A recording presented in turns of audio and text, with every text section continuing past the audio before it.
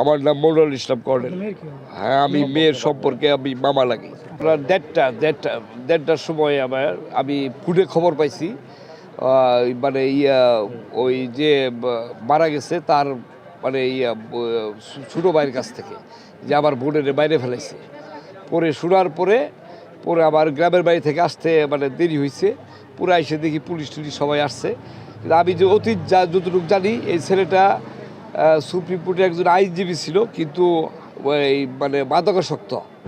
মানে এর আগেও পরিবার থেকে ট্রিটমেন্ট করানো হয়েছে, সুস্থ করানোর জন্যে ট্রিটমেন্ট করানো হয়েছে। পর্যায়ক্রমে অনেক মানে এই ব্যাপারটা নিয়ে পারিবারিকভাবে আসলে মানে অশান্তি মানে মানে বিরাজের কারণে এইভাবে তার এইভাবেই করা হয়েছে। ছেলেটা টোটালি অ্যাডিক্টেড ছিল। যেভাবে একটা নিরীহ মেয়ের যেভাবে হত্যা করছে, এটা মানে এইটার যাতে ফাঁসি হয় এই ধরনের একটা আমরা বিচার চাই। যে ওখানে একজন বললো যে একটা ঘরের মধ্যে মানে স্বামী বইয়ের মায়েরা আগুন ধরাই দিচ্ছে। এটা শুনে আমি আসলাম, আইসা জ্বালানো দাঁড়াইলাম, দাঁড়ায় দেখি যে মুখটা বের হয়ে রয়েছে, সারা শরীরই মানে ডান হাত পুরা, আর পুরা বডি পড়ে রয়েছে। খাটের উপরে একটা টুল আছে, ফ্যান আছে, এগুলো সব দেখলাম।